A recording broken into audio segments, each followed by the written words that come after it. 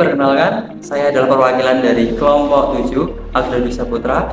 Kali ini saya sebagai moderator mungkin akan menanyakan beberapa narasumber terkait dengan tokoh-tokoh filsuf, yaitu Al-Ghazali dan juga Ibnu Rajab.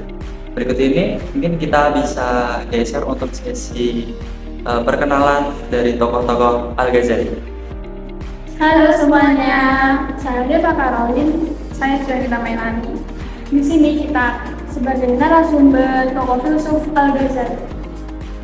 Baiklah, itu tadi adalah perkenalannya. Mari kita langsung masuk ke sesi tanya jawab. Untuk pertanyaan yang pertama, di mana dan juga kapan? Lebih tepatnya untuk tempat kelahiran dan juga wafatnya tokoh Al-Ghazali. Jadi Al-Ghazali lahir di Tus, Iran pada tahun 450 Hijriah atau 1508 Masehi dan wafat pada tahun 505 Hijriah atau 1111 Masehi. Dan ia adalah seorang ulama Sunni dan beragama Islam. Baiklah, mungkin selanjutnya adalah mungkin Al-Ghazali juga memiliki pemikiran-pemikiran yang mungkin sudah tersebar di seluruh dunia. Dan juga sebutkan tokoh-tokoh yang terpengaruh dari pemikiran Al-Ghazali, terutama di bagian barat. Berpengaruh luas di kalangan para ahli dan filsuf barat, termasuk David Hume, Dante, dan Saint Thomas Aquinas. Mungkin yang kita tahu tokoh Al-Ghazali juga termasuk dalam tokoh di bidang filsafat, tasawuf, dan berbagai bidang lainnya. Sedangkan pertanyaan selanjutnya adalah tolong jelaskan peran Al-Ghazali dalam bidang tasawuf dan juga mengintegrasikannya bidang tasawuf dengan bidang syariat.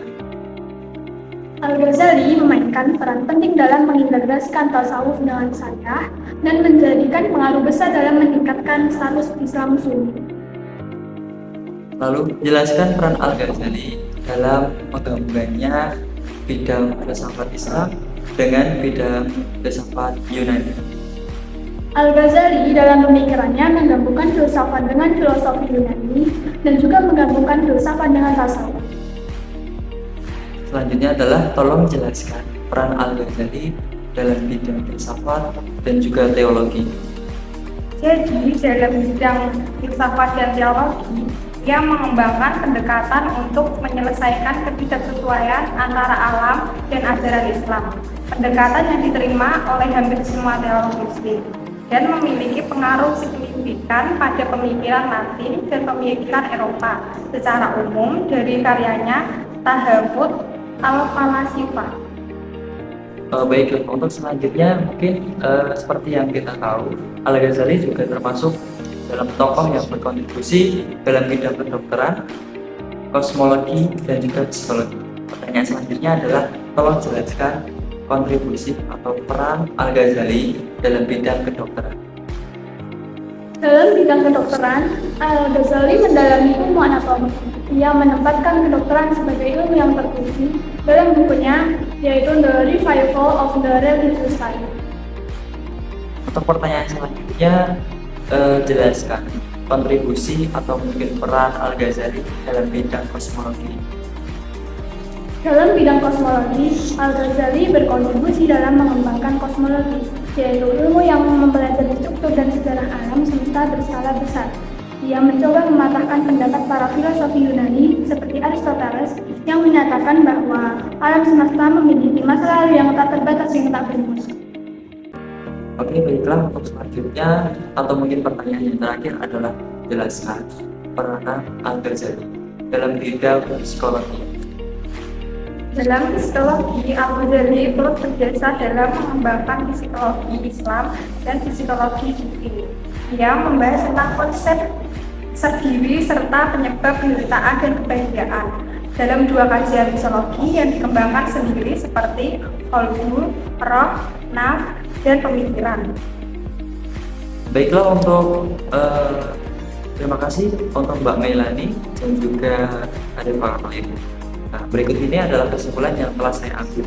Kesimpulannya adalah tokoh Al-Ghazali memiliki kontribusi yang luar biasa dalam berbagai bidang, terutama dalam bidang filsafat dan keilmuan, termasuk kedokteran, kosmologi, dan juga psikologi.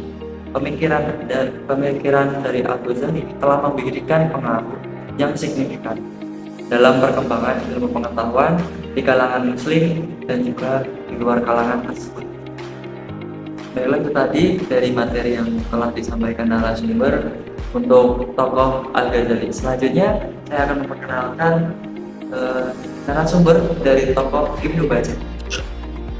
Halo semuanya, perkenalkan nama saya Tris Listiawati dan saya Nirmala Paramastri. Di sini kami selaku narasumber tokoh filsuf Ibnu Bajjah. Baiklah, terima kasih untuk sesi perkenalannya. Mari kita lanjutkan untuk sesi tanya. Untuk pertanyaan pertama, tolong jelaskan atau disebutkan di mana dan juga kapan tempat lahir dan juga wafatnya tokoh Ibnu Bajjah. Jadi Ibnu Bajjah lahir di Zaragoza, Spanyol pada tahun 1095 dan wafat di Fez, Maroko pada tahun 1138 atau 1139. Oke, selanjutnya mungkin dari narasumber tahu bahwa Ibnu Bajjah juga terkenal di Spanyol dikarenakan tradisinya. Bisa tolong sebutkan tradisi apa itu yang Ibnu Bajjah? Ibnu Bajjah adalah tokoh pertama yang dikenal di Spanyol dalam tradisi filsafat Aristotelian Neoplatonik. Baik, karena Ibnu Bajjah juga terkenal di Spanyol, mungkin dia memiliki beberapa nama atau mungkin julukan, dan juga tolong sebutkan julukannya. Seperti yang kita ketahui, Ibnu Bajjah adalah seorang filsuf, penulis, dan dokter yang terkenal di Barat dengan nama latinnya yaitu Averroes. Baik, mungkin karena Ibnu Bajjah juga terkenal dari timur ke barat, mungkin ada beberapa pengaruh dari pemikirannya. Tolong jelaskan pengaruh pemikiran dari Ibnu Bajjah itu terhadap tokoh-tokoh filsuf lainnya. Pemikiran Ibnu Bajjah, khususnya ide tentang kesempurnaan, mempengaruhi Ibnu Rushd, Albertus Magnus, dan Thomas Aquinas. Mereka mungkin mengenal pemikirannya melalui karya muridnya Averroes. Meskipun ada bagian dalam Contra Gentiles yang menunjukkan Aquinas mungkin telah membaca valedictory letter Ibnu Bajjah secara langsung.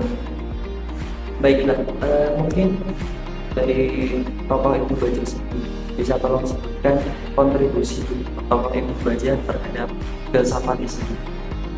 Kontribusi utama Ibnu Bajjah dalam filsafat Islam adalah studi tata jiwa, yang dimana Ibnu Bajjah memandang kemampuan berpikir sebagai esensi dari sifat manusia dan cara dimana manusia dapat meningkatkan dirinya ke keimanan.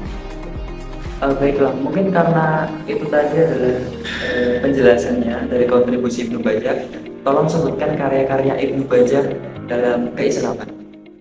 Kebanyakan karya Ibnu Bajjah tidak selesai karena kematian dini, lalu diteruskan siswa dan muridnya Ibnu Al-Imam dalam tahun 1135, termasuk traktat tentang matematika dan kedokteran, komentar tentang Aristoteles dan Al-Farabi, serta traktat filosofi asli. Baik, untuk tulis tolong disebutkan tadi apa saja traktat-traktat yang Anda sebutkan tadi.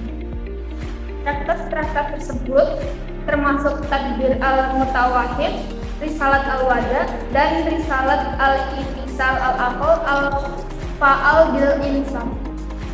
Mungkin yang seperti kita tahu, Ibnu Bajjah juga terkenal pada beberapa kontribusinya terhadap bidang-bidang yang lain, termasuk bidang metafisika, kedokteran, astronomi, dan juga psikologi.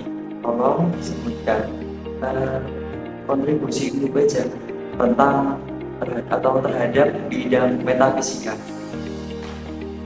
Dalam bidang metafisika, Ibnu Bajjah mempunyai peran yang sangat penting dengan fokus pada teori pengetahuan jiwa, kenabian, dan penciptaan. Ia menggabungkan pemikiran Aristoteles dan Plato dengan tradisi filsafat Islam, menciptakan kerangka baru untuk memahami realitas. Lalu tolong jelaskan kontribusi Ibnu Bajjah tentang atau terhadap bidang astronomi. Ia mencetuskan model planet dan mengkritisi pendapat Aristoteles tentang meteorologi. Ibnu Bajjah juga menyatakan pendapatnya tentang galaksi Bima Sakti, sebuah fenomena luar angkasa yang terjadi di atas bulan dan wilayah sebulan. Baik, tolong jelaskan kontribusi tokoh Ibnu Bajjah terhadap bidang psikologi. Dalam bidang psikologi, Ibnu Bajjah menulis Kitabun Nafs, sebuah risalah filosofis yang menggali dalam psikologi manusia. Kitabun Nafs mencakup analisis psikologi yang dinamis, termasuk penjelasan ayat ilahi tentang jiwa dan bagiannya. Baiklah, tolong jelaskan juga kontribusi Ibnu Bajjah terhadap bidang kedokteran.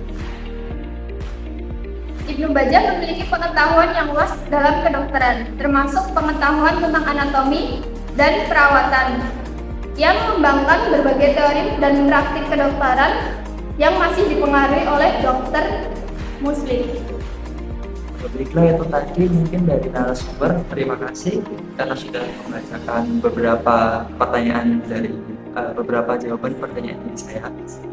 Selanjutnya adalah kesimpulannya yang telah saya ambil dari para narasumber, yaitu tokoh Ibnu Bajjah adalah tokoh yang berdampak besar dalam berbagai bidang filsafat dan keilmuan, termasuk metafisika, psikologi, kedokteran, dan juga astronomi.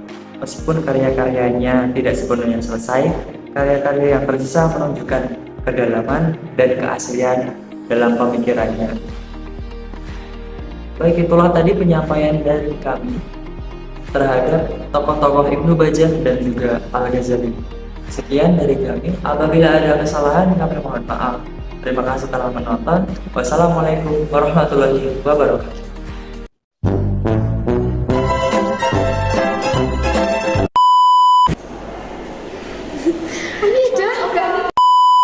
Bagaimana kabar-kabar? Nama Ibnu Bajjah berjasa dalam pengembangan dalam bidang